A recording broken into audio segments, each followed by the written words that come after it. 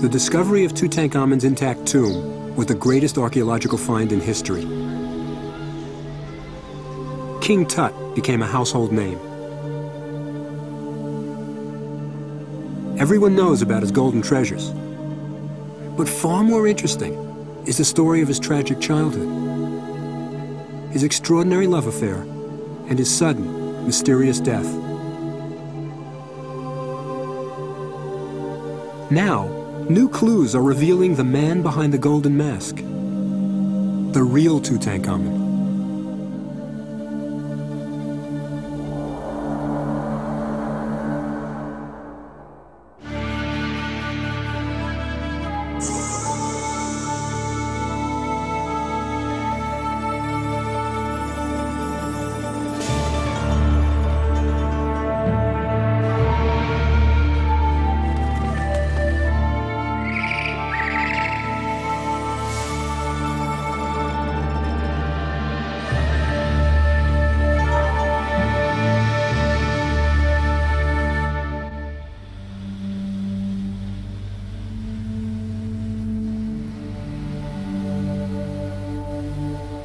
The ancient Egyptians were compulsive about recording their heritage.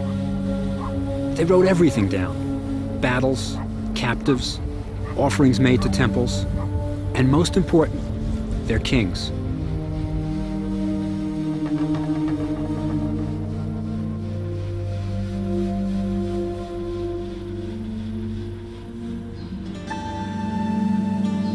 If an Egyptian wanted to impress a foreigner with Egyptian civilization, he rattled off a list of kings. When the great traveler Herodotus visited Egypt, he said, "The priests read to me, from a written record, the names of 330 monarchs." The Egyptians were so proud of their long history that they recorded their kings on the walls of their temples. The best preserved of these lists is in the temple of Seti I at Abydos.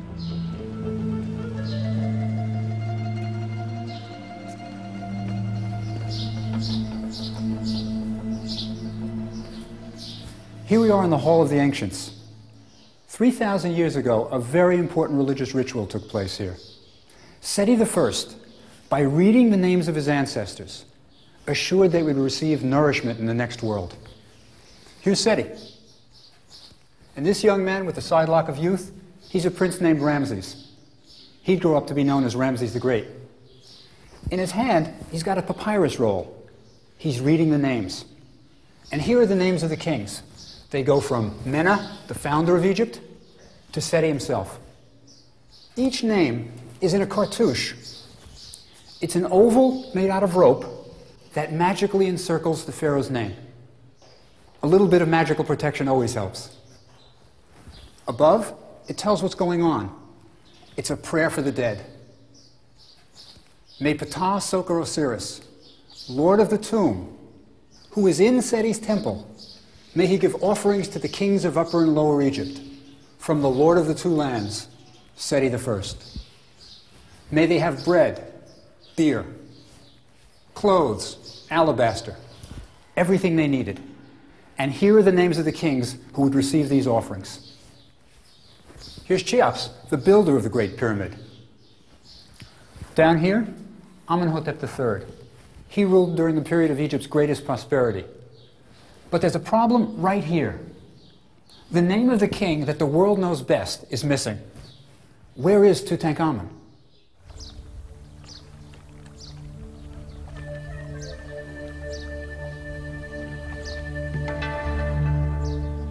To start unraveling the mystery of Tutankhamun, you have to begin here, at Thebes, the ancient capital of Egypt. It was a place of fabulous wealth. Tributes flowed in from the Near East, gold from the south. Egypt was at its peak, the result of more than 1,000 years of stability. For centuries, the same gods were worshipped, the Nile regularly overflowed its banks, and the pharaoh's military exploits ensured continued prosperity. The Greek poet Homer wrote, "Thebes of Egypt, where the greatest possessions lie up in the houses. Thebes of the 100 gates, 200 fighting men came forth to war, with horses and chariots." It was an incredible place. And at this moment, when Egypt was at its greatest, the pharaoh Akhenaten had a powerful religious conversion.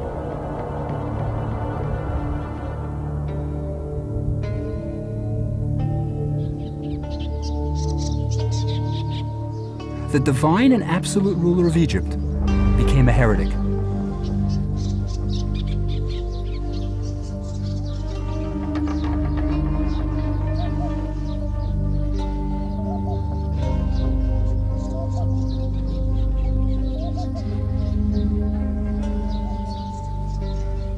Out went all the old gods, replaced by only one, the sun god, Aten.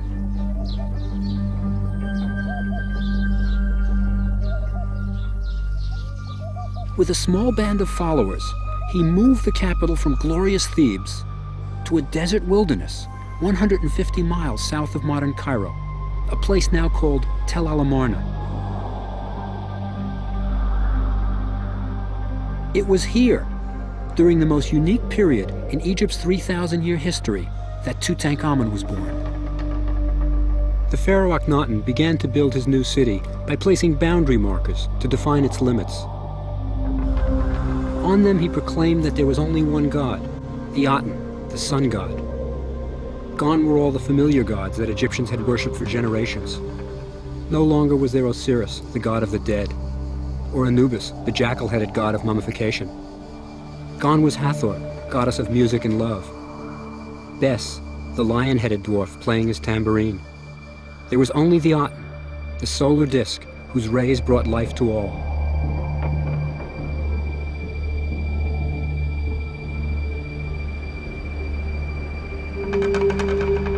This was the religion into which Tutankhamun was born. But these weren't Akhenaten's only changes. Overnight, the style of art changed from formal to naturalistic. Where once the pharaoh was portrayed as well-muscled and vigorous, Akhenaten was shown as grotesque and deformed.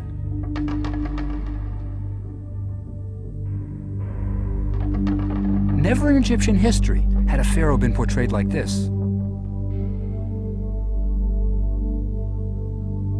His statues show an elongated face, swollen breasts, bulging thighs and spindly arms.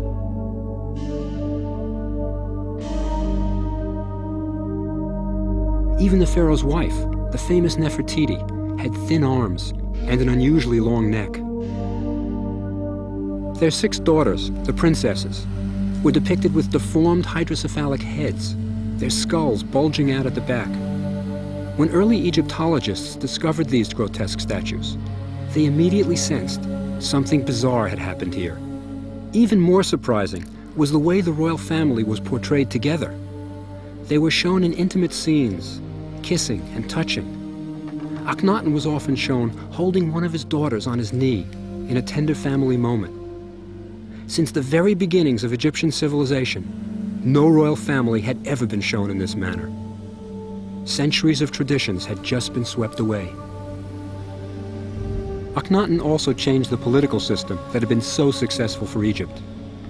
In the past, Egypt's domination of the Near East had been built upon a large standing army, led by the pharaoh. With the king at its head, the army traditionally marched out to foreign countries to extend the borders of Egypt.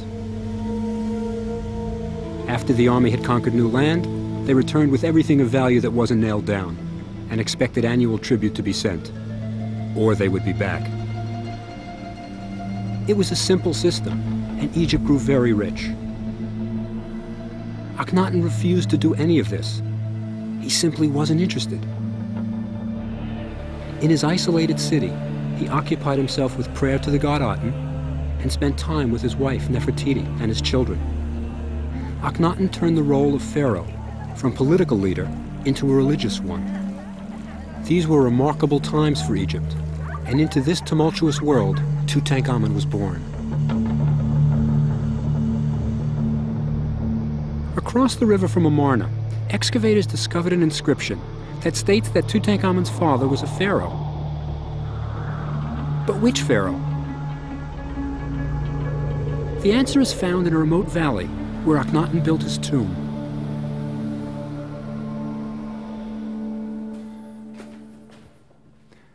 This is where we're going to get our first glimpse of the real Tutankhamun, the man behind the golden mask. It's on this battered wall. It's really hard to look at, but you'll see clues that are absolutely unique in Egyptian history. It's a scene of the death of a royal person.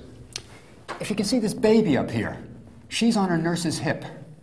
And over here, you have a fan bearer. That means it's a royal birth. And here, Akhenaten and Nefertiti. They're mourning. They're throwing sand on their head. Traditional ancient way of showing mourning. Here's the bed on which the princess has died. And here she is. The death of this princess enabled Geoffrey Martin, one of the world's greatest Egyptologists, to make an important breakthrough.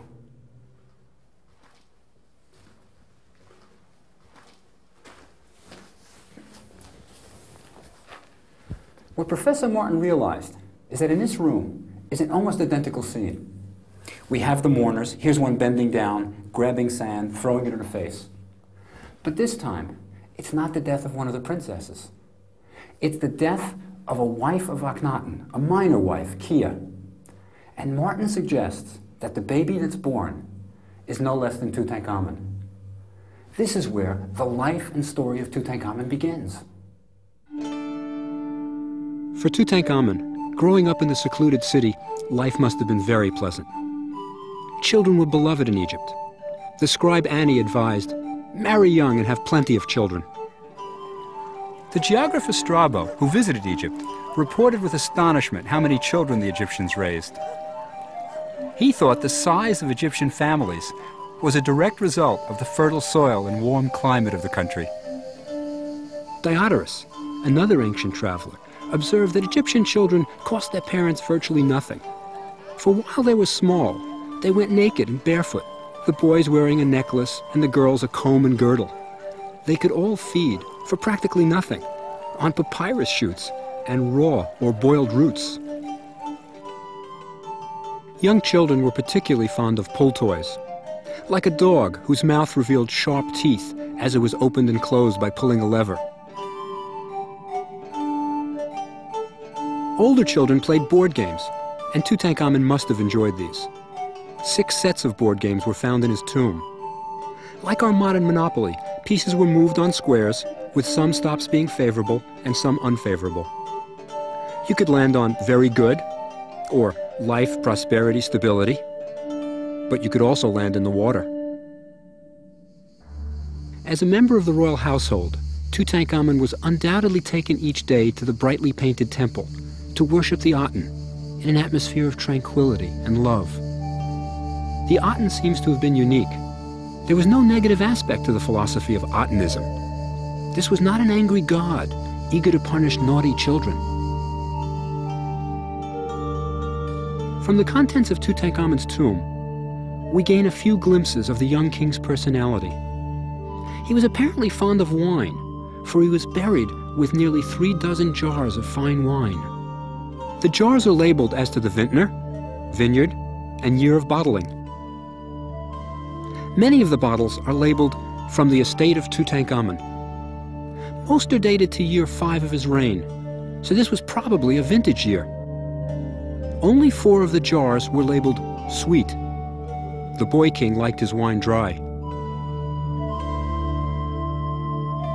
The common man drank beer, with wine reserved for the upper classes. So the wine cellar Tutankhamun took with him to the netherworld was quite a treasure. But all these luxuries were little consolation for the tragedies that would soon strike the young king. While Tutankhamun was growing up, one of the most ambitious and cunning members of the court was named Ai. His tomb, cut into the eastern cliffs of Amarna, is the largest of all the nobles' tombs.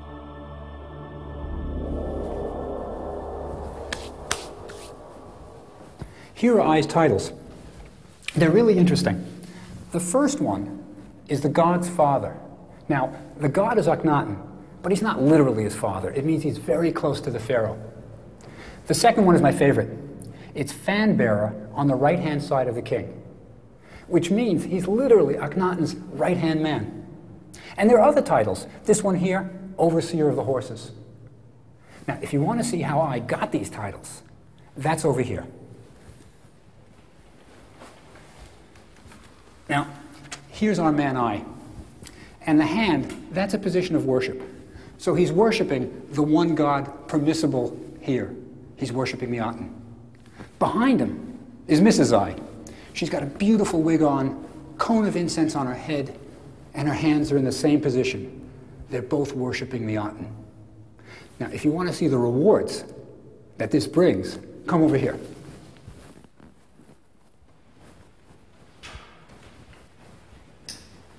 There's a scene over here that shows just how you were rewarded at Amarna. There's Akhenaten, and behind him is Nefertiti. But right above them is the Aten, the solar disk, with its rays coming down.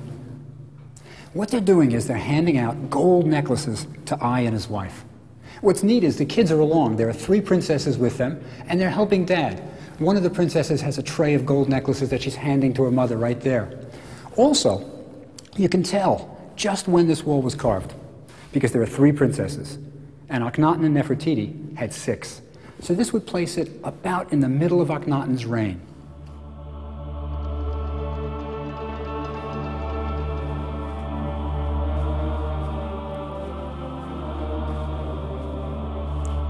Like everything else at Amarna, there's a mystery here too. Look at these columns. They're unfinished. The tomb isn't complete.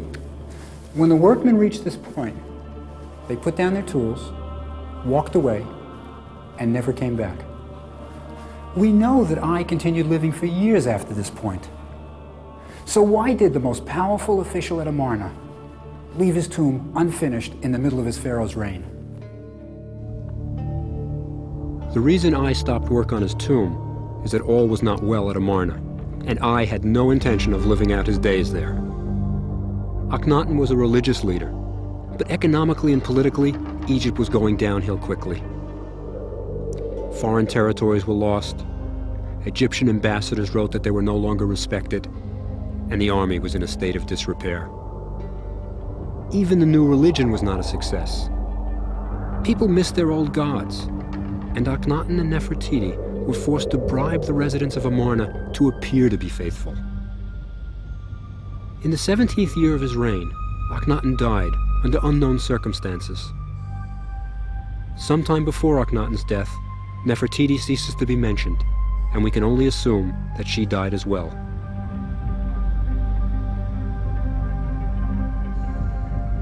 Soon the town of Amarna was deserted. One indication of just how badly everyone wanted to forget the Amarna episode is that the famous bust of Nefertiti, one of the greatest works of art in the history of the world, was left behind on the sculptor's shelf. No one wanted it.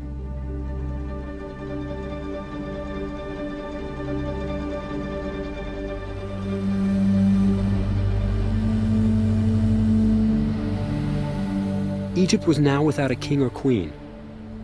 Little Tutankhamun was married to his 11-year-old half-sister, Ankhesenamun. Young Tutankhamun, the only male heir, thus became pharaoh.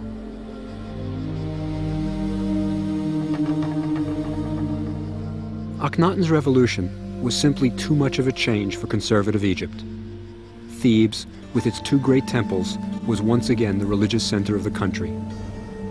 The thousands of priests, neglected for the 17 years of the Amarna experiment, could finally return to their rituals and worship the gods of ancient Egypt.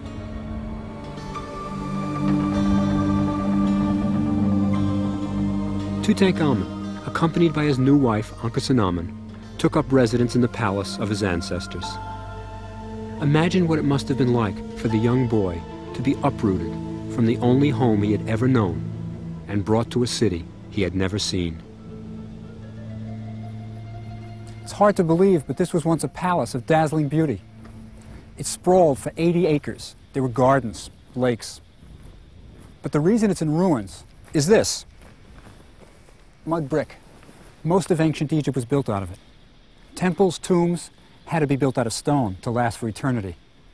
But a palace just had to last a lifetime. In this throne room, an 11-year-old orphan began his reign as king of Upper and Lower Egypt, lord of the two lands, Tutankhamun. But clearly, young Tutankhamun wasn't making the state decisions. Almost certainly it was I, promoted to the role of vizier, the highest office in the land, who was determining the fate of Egypt.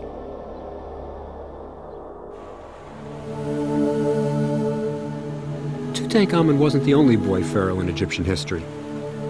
A letter written 1,000 years earlier by another boy king reminds us that although Tutankhamun was king of Upper and Lower Egypt, he was also a child. During young Pepi II's reign, his viceroy to Nubia wrote to him to say he was returning with a pygmy. The excited Pepi wrote back with instructions. The viceroy was so honored at receiving this long letter from the young pharaoh that he had it carved outside his tomb in Aswan for all to see. Come forth to the palace immediately. Leave everything and bring the pygmy. When he goes down with you to the boat, put strong men one on either side of him. Take care lest he fall in the water. When he sleeps at night, appoint trusty people to sleep with him in his tent. Inspect him 10 times a night. My Majesty wishes to see this pygmy more than the produce of the Sinai and Punt. He may have been a pharaoh, but he was still just a kid. In their young lives, Tutankhamun and his wife Ankhesenamun had seen more than their share of tragedy. They must have clung to each other during the devastating aftermath of their father Akhenaten's death. And after his death, there's no mention of Queen Nefertiti, who probably died about the same time.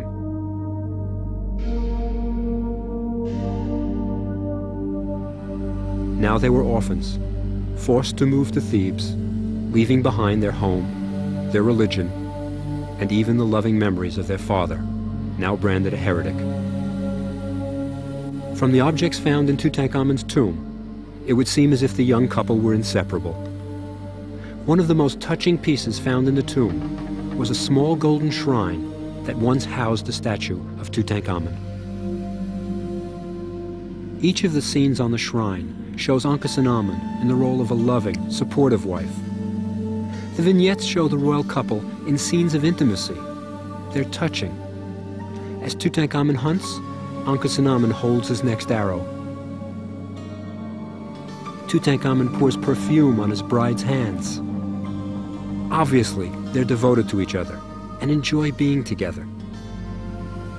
For political reasons, their marriage ceremony took place when they were still children, but a real bond of affection between husband and wife clearly existed. The shrine was probably commissioned by Ankhesenamun as a gift for her husband. In a sense, it was a love letter written in gold.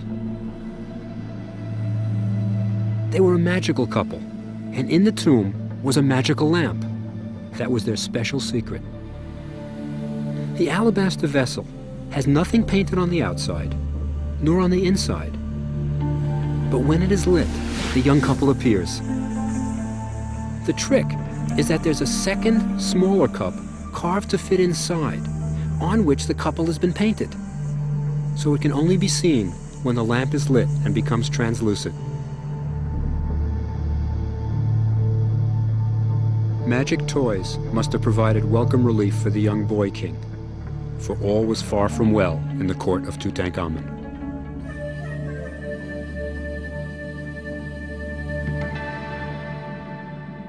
Here in this corner of the Cairo Museum is another crucial clue to what's going on. This is a public notice. It was set up in Karnak Temple, the great religious center of Thebes.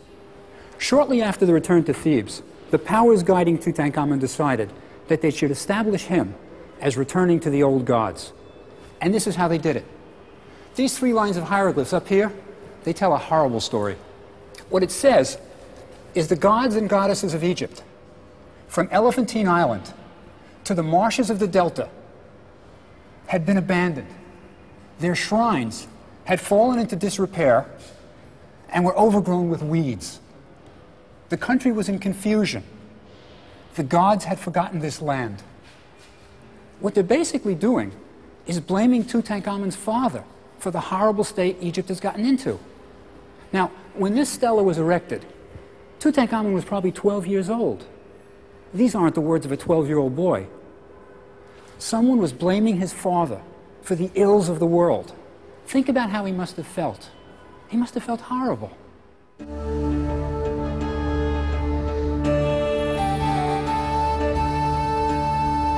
When Tutankhamun returned to Thebes, one of the first things he did was to complete a monument begun by his grandfather, Amenhotep III.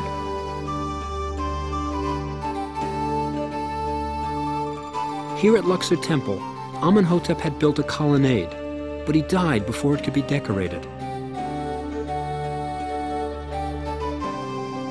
The scenes Tutankhamun chose are of the most important and traditional festival in Thebes, the Festival of Opet.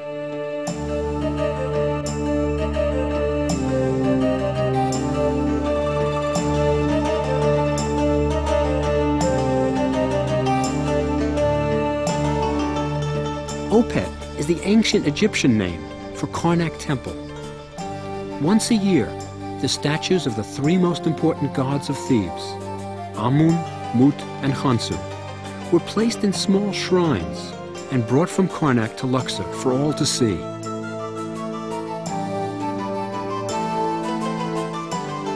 There were processions, tables piled high with joints of meat as offerings to the gods.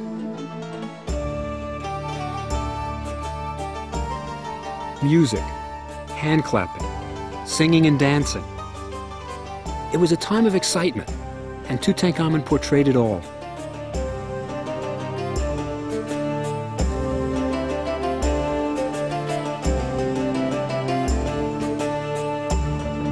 He too participated and had himself shown making offerings to the gods, and he would have had his name carved all over the place.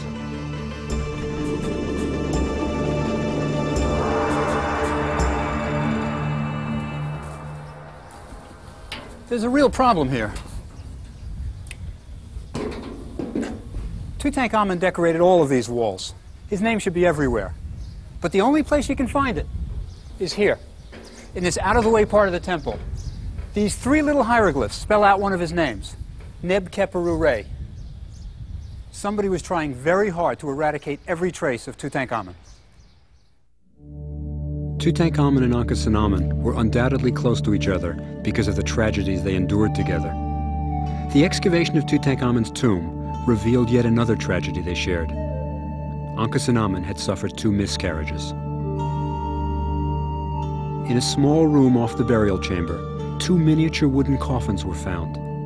Inside were 2 fetuses. Howard Carter, the discoverer of the tomb, unwrapped the smaller one and noted that it was approximately 5 months into maturity and showed no signs of having been mummified. The second fetus was sent to Dr. Douglas Derry, professor of anatomy at Cairo University. He unwrapped it and noted it was an 8-month female fetus. This one had been embalmed. Derry mentioned that he found the wire which the embalmers used to remove the brain still in place in the skull. The fetuses curiously disappeared in the 1930s. But recently, the larger one was rediscovered at Qasr Al Aini Hospital, where Derry had stored it. When the smaller fetus was found last year, Dr. Fauzi Gabella, chairman of the anatomy department, invited me to examine both fetuses. Usually the resin in the skull would be introduced through the nasal passages. Yes, in adult skull. Right. But here, in an immature baby, which was about 8 months, intrauterine life, it is easy to put the resin through. This was an exciting moment for me. My specialty is mummies, and on an intellectual level, I very much wanted to see if the smaller fetus had been mummified. On a more personal level, I would be as close to Tutankhamun and Ankhesenamun as I would ever get. The anterior fontanelle. Yeah. The incision here on the left is the same as always. Always on the left, lower abdomen. This is the area where the resin entered inside and where the abdominal organs were taken out. And what is very interesting is that you find that this area is still gapping. They didn't suture it. Right. So it is still open like this, you see. Yeah. One of the things that always puzzled me is they often said in the early literature, it was the mummies were examined by Howard Carter and then later by Derry, the anatomist at Cairo University. Yes. They said that the smaller of the two fetuses, Ankhesenamun had 2 miscarriages, this is the larger one. Yes. And they said that the smaller one wasn't mummified because they didn't see an incision in the lower abdomen. But over here, let's look at it. This smaller fetus, unfortunately, was affected with much degeneration. But the resin is clear and is apparent here in the lower part of the abdominal cavity.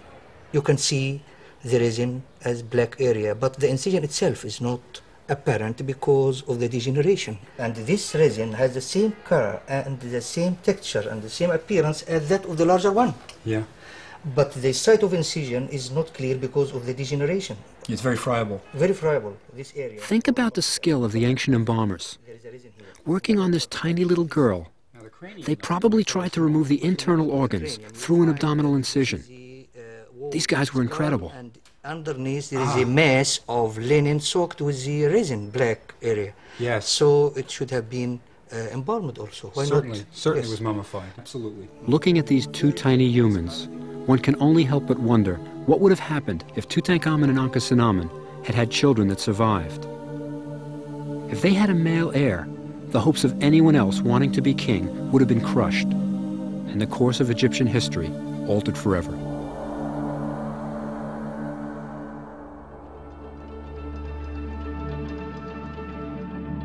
Lurking in the shadows was the boy king's worst nightmare. Shortly after Tutankhamun was crowned king, I became vizier of Egypt, the equivalent of prime minister.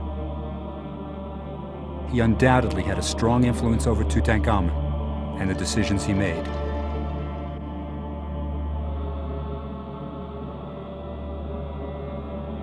I, of course, now had access to every resource and luxury in Egypt. He would have held lavish banquets, with musicians and servants attending to his every wish.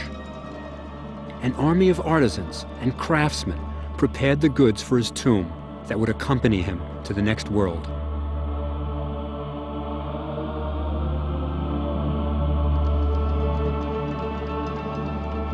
In addition to advising the king and dispensing justice, the vizier had another extremely important power. He controlled access to the palace. No one could enter or leave without his knowledge and permission.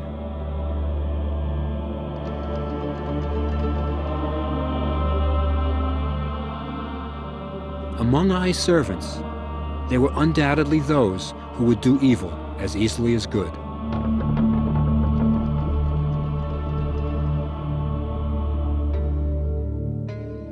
One of the rare glimpses we have of Tutankhamun in his official role as pharaoh is in the tomb of Hoi, his viceroy to Nubia. Here we see the young king carrying out his official duties on his own.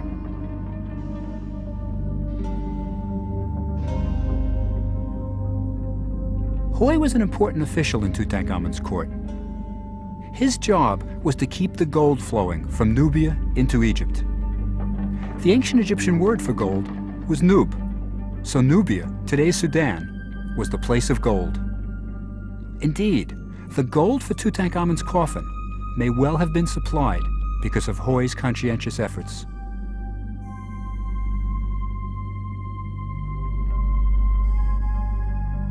The walls of Hoi's tomb tell the story of his job. Hoi took the oath of office and then received the official seal with which the gold shipments would be stamped.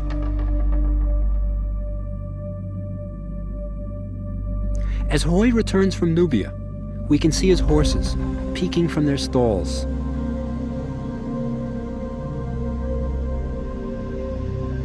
His tomb decoration is dominated by Nubians bringing tribute to Tutankhamun.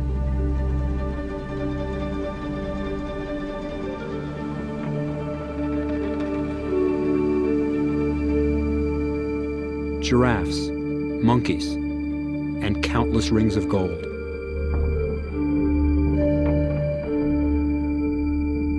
By the time Hoi was buried, Tutankhamun was a young man coming into his own, capable of thinking for himself, and perhaps no longer willing to be manipulated by his powerful vizier, Ai. This new independence may have cost him dearly.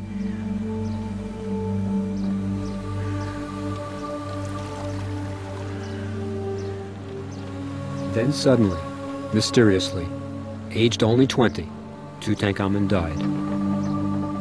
His body was mummified, ferried across the river to the West Bank, the place of the dead. And there he was buried, with the other pharaohs of Egypt, in the Valley of the Kings.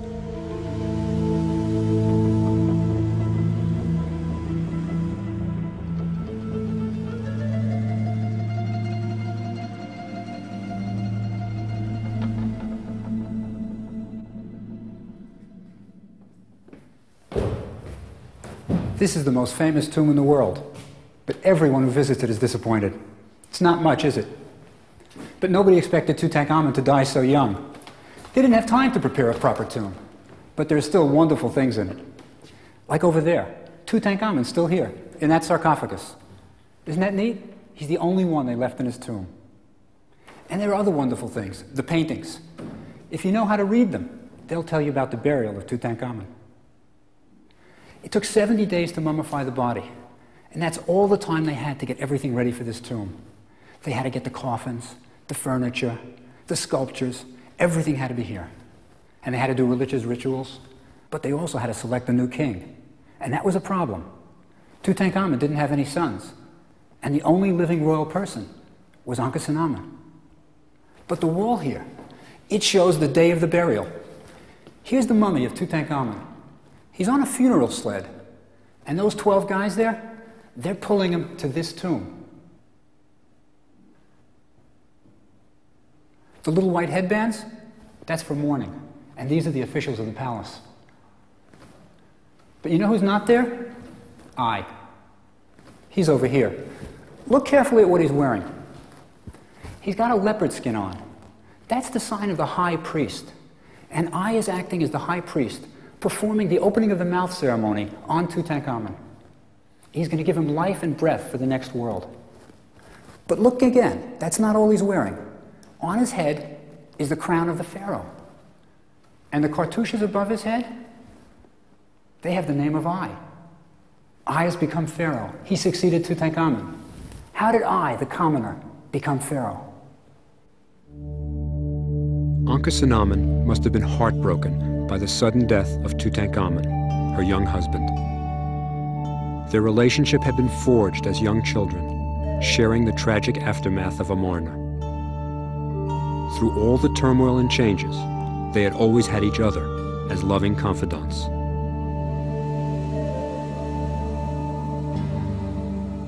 During the days immediately following Tutankhamun's death, a series of events transpired that make it probable that several murders occurred during this tumultuous period. The first of these events, a plea from Ankhesenamun, is recorded on an ancient tablet found in the archives of the Hittite capital, Bozaköy, in modern Turkey. Ankhesenamun's letter was so remarkable that even the recipient of the letter, the Hittite king, didn't believe it. My husband died, a son I have not. But to thee, they say, the sons are many. If thou wouldst give me one son of thine, he would become my husband. Never shall I pick out a servant of mine and make him my husband. I am very afraid. Why should Ankhesenamun be asking for a husband to be sent from outside the borders of Egypt, from the Hittites, a traditional enemy of Egypt? The Hittite king refused, thinking it was some kind of a trick. Desperate, Ankhesenamun wrote again. Why do you say they may try to deceive me?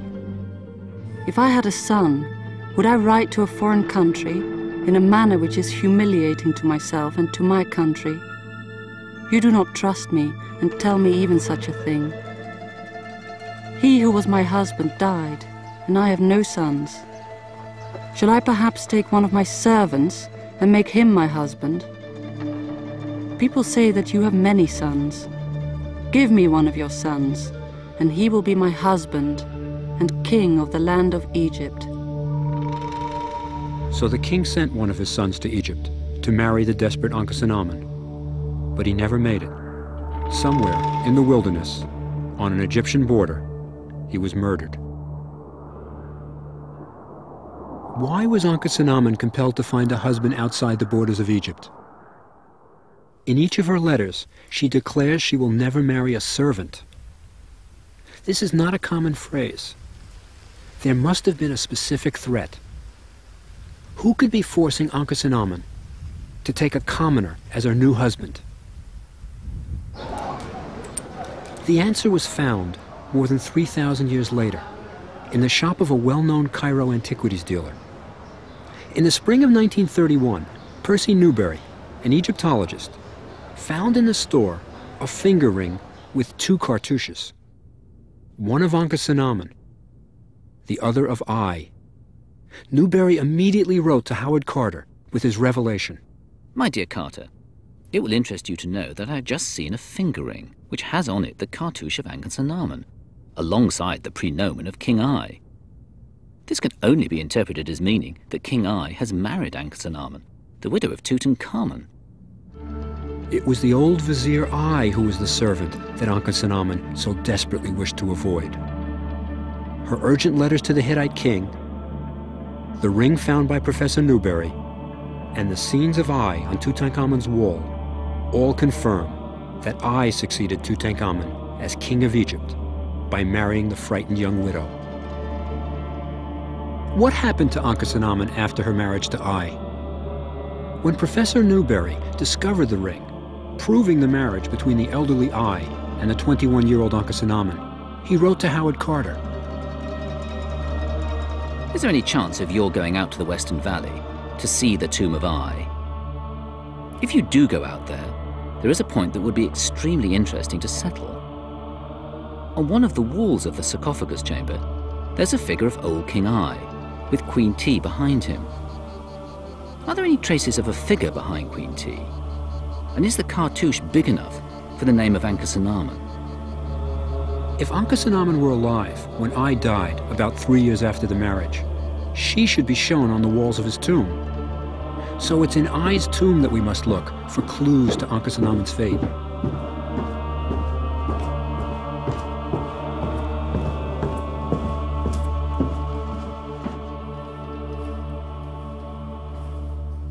I had several scenes painted on the walls of his tomb. These are religious. They show the gods welcoming I, and he's being prayed for. But the one that Professor Newberry was interested in, the scene that'll tell us about Ankhesenamun, is over here. We've got I. He's hunting in the marshes. He's got his throw stick. And Ankhesenamun should be with him. She's his wife. She's the Queen of Egypt. But the cartouche over here, it's too short for her long name.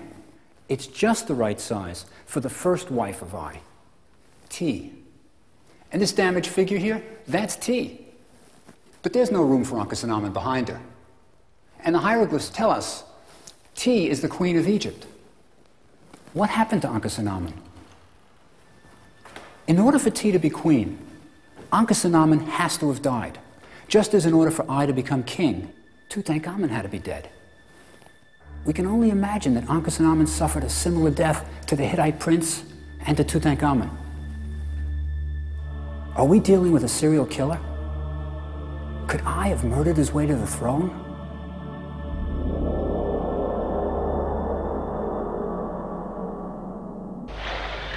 In 1968, another clue in the mysterious death of Tutankhamun fell into place.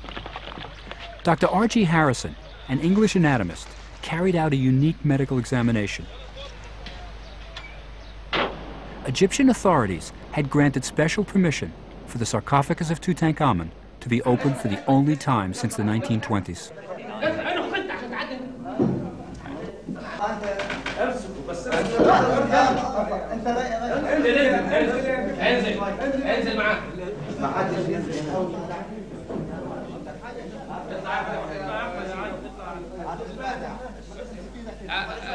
Watched by amazed tourists, the corpse was once again revealed.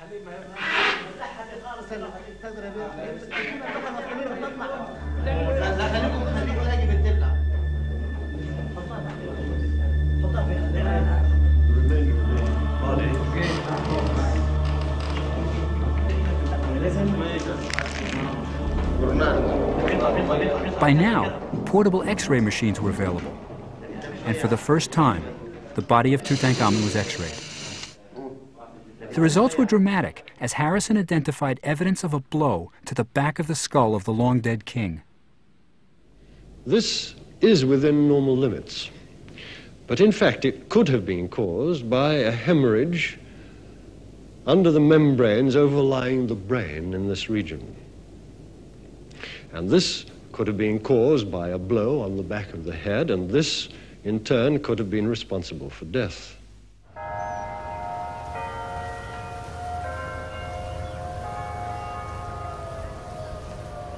Now, no one had looked at Tutankhamun's x-rays since Harrison studied them more than 30 years ago.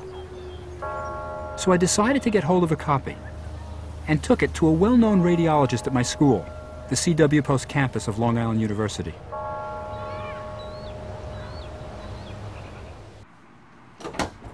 Hi, Dr. Owen. I've got it. I got the x-ray. Hey, Bob. How are you? Good. Anything you can tell me about it will be appreciated. All right. There it is. Well, the theory that Dr. Harrison proposed is kind of interesting, because I think there's an interruption here in the occipital bone, the posterior of the skull, which could represent a small fracture. And then he felt that this darker area in here represented the blood clot. Mm-hmm. If that's so, and this is the other side of the blood clot, it suggests that the clot has calcified.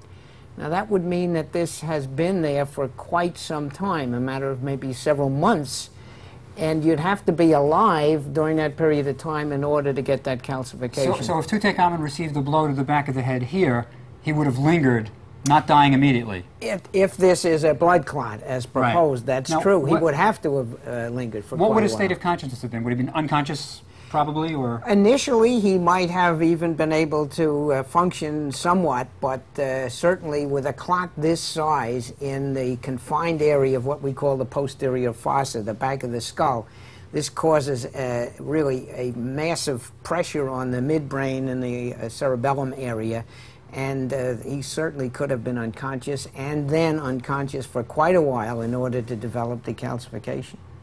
Interesting. What can you tell me about the position where he was hit? What position would he have been in when he received this blow to the back of the head? Is there anything you can... Well... Is it a normal place to receive a blow to the back of the head? Or? Not usually. It's pretty close to the base of the neck here.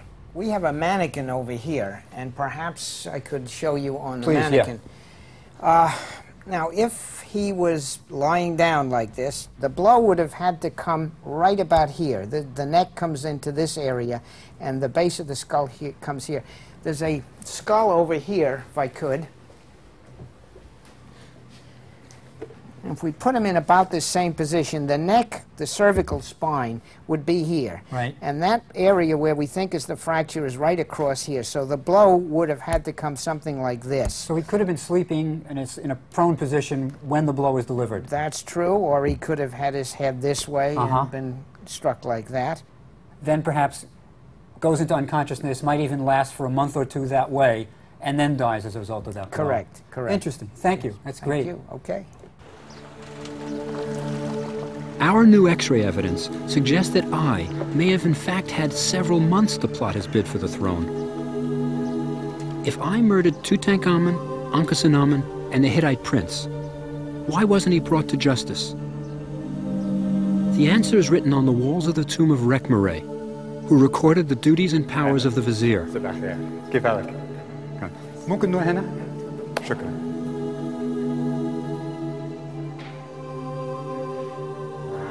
ممكن هنا؟ تمام. Here's the key. Let no one judge in the hall of the vizier. It is he who should punish the wrongdoer. In other words, no one punishes the vizier. We don't have a smoking gun, but what is clear is that Tutankhamun, Ankhesenamun, and the young Hittite prince all had to die within a few months for I to become pharaoh. It was I, as vizier, who could arrange for Tutankhamun to be murdered in the palace. It was I who could arrange for the young Hittite prince to be killed on the borders of Egypt.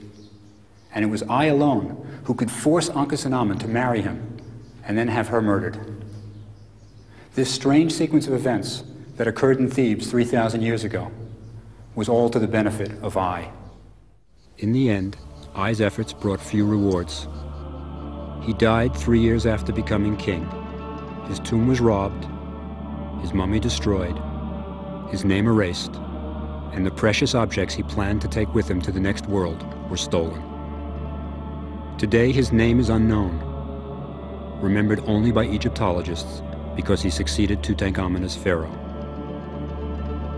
As for Tutankhamun, the ancient Egyptians so hated what his father had done that they systematically removed all traces of Tutankhamun's memory. That's why Tutankhamun's cartouche isn't included on the walls at Abydos, where all the kings of Egypt are listed.